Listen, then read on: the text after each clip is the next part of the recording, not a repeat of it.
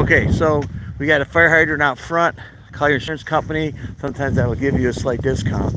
The front porch um, looks like you might want to seal the wood. A lot of times the wood interfaces with soil and you could have additional maintenance.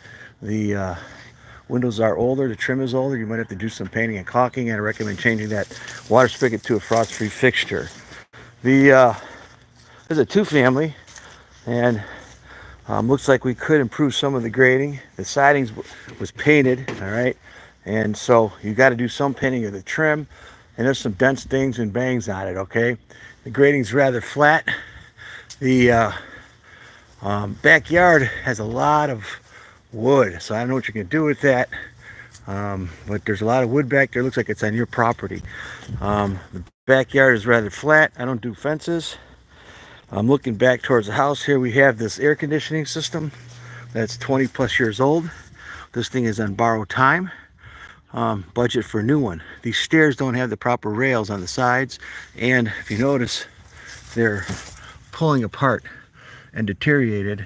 Okay, and so water's getting in there, and that's going to leak down and cause mildew. All right, so water hits the siding. There's a southern exposure, and water's going to get in there. It's causing this whole step system to pull apart. This is a problem. It needs to be fixed. Okay, the windows do have some deterioration. You can see how the vinyl's damaged. Peeling paint needed. Grading could be improved, and the stairs were rebuilt, and looks like the stair sizes, risers are different sized. So this is no good. This has to be fixed. It's pulling apart.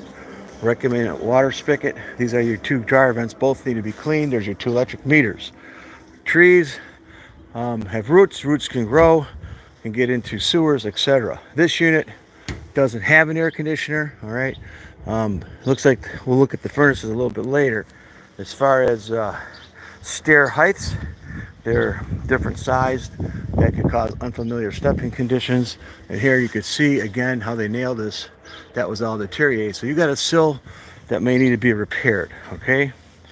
The grading could be improved. Siding's got some dents, dinks, and some damage. And you can see here also. This unit's got a dog and a pet. The branches and trees may need to be trimmed. Okay. Dryer vent should be with a proper cover, otherwise birds get in there. And I'm not sure what they're doing with this water. There's obviously a pump in here, and they're doing something with this water. Not sure what. Okay, you might want to ask them. The roof shingles are old and granulated. The shingles do have granulation and some uplift, so it does have roof venting.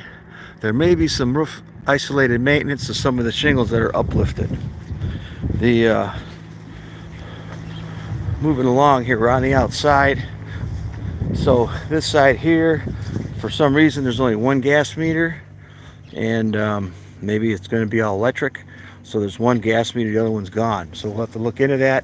The siding is aluminum, and here water's kind of running. It's kind of sloped, very hard to cut the grass here, and it's eroding, so this mud's going into the garage. I did some digging. You might want to find out about that. Give me a second. I'm going to go down this. The driveway is older. It does have some cracking and some uplifted and some tripping hazards, and you'll probably have to do some repairs. I recommend handrails on both sides. And the garage, you can see, not the garage, but the concrete, well, you'll have to do patching repairs. It's not level. Okay, these are concrete steps, and I recommend handrails on both sides. So here, all the water from the driveway, I don't know where it goes. It goes in the garage because it's got nowhere else to go but in the garage. That's why it's muddy in here. So you're gonna have to figure out how to put some kind of full trench drain system, so it gets muddy in here, and the moisture causes mold and mildew. All right, it's also above the garage. This beam's a little bit bent. I'm not worried about it, but above the garage is plumbing that's not protected by weather. So if you don't heat your garage, you could get frozen pipes. You can see how they've been replacing some of the pipes here. All right, and you can see the mold, that something leaked, whether plumbing or frozen pipe, doesn't matter.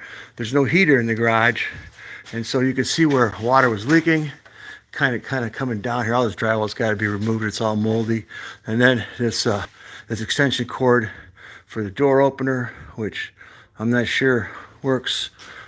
Make sure you get both remote controls. The Romex is real sloppy. I recommend changing that out to a GFCI. The garage ceiling has stains, and looks like plumbing repairs have been done. And you can see how there's loose drywall too. They have to be rebuilt.